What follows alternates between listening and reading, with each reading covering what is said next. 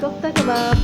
सबसे पहले हमें ले रही है प्याज 1 medium size, bread crumbs half cup, लहसुन पेस्ट 1 टेबल स्पून, लाल मिर्च पाउडर 1 टीस्पून, जीरा पाउडर 1 टीस्पून, नमक 1 टीस्पून, काली मिर्च पाउडर हाफ टीस्पून, धनिया पाउडर 1 टीस्पून और बेकिंग सोडा हाफ टीस्पून। अच्छा, ये सारी चीज़ें मैंने आपको साबित दिखाई हैं। मैं इनको रोस्ट करके क्रश करूँगी और फिर हम इन सबको मिक्स करके बनाएंगे। कैसे, इसके लिए आपको देखनी होगी पूरी वीडियो।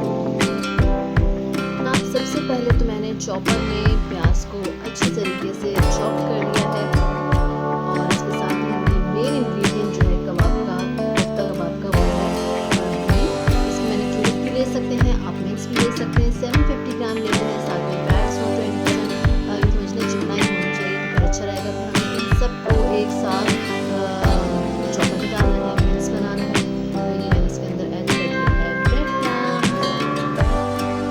जब सब चीज़ें चॉपर में डालेंगे तो सब मिक्स हो जाएगी। ये हम इसके अंदर ऐड करेंगे लहसुन पेस्ट, नॉट अदरक पेस्ट, लहसुन पेस्ट।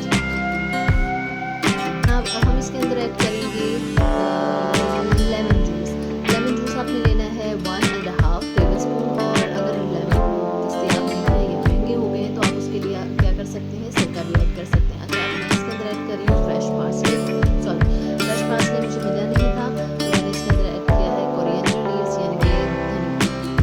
चॉपर को खूब अच्छे तरीके से मैंने चलाया है, सब चीज़ें खूब अच्छे तरीके से मिक्स हो गई हैं, घुल मिल गई हैं। अब हम इनका हाथों के ऊपर ऑयल लेकर या पानी लेकर इसको हम पहले कोफ्ते बनाएंगे और फिर दबाकर कबाब बना देंगे। देखिए जरा, कबाब हमारे बन गए हैं। अब हम इनको हल्के ऑयल में शैलो फ्राई करेंगे, हल्के ऑयल में फ्राई करने को शैलो फ्राई करेंगे। ठीक है, फ्राई हो रहे हैं कबाब और दूसरी तरफ हम बनाने जा रहे हैं योगर्ट सॉस। इसके लिए हमें दही चाहिए 1 कप, क्रीम अगर आप डालना चाहें तो 1 और 2 टेबल स्पून डाल दें, गार्लिक पेस्ट यानी कि लहसुन पेस्ट डालेंगे 1 टीस्पून, जीरा हम रोस्टेड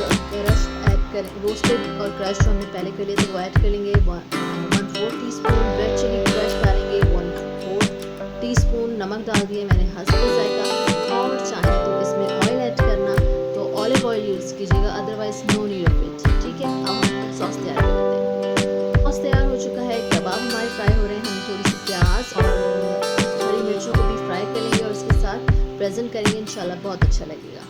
फिश कोफ्ता कबाब तैयार है। इसे आप चावल के साथ खा सकते हैं, सादा भी खा सकते हैं और रोटी के साथ भी।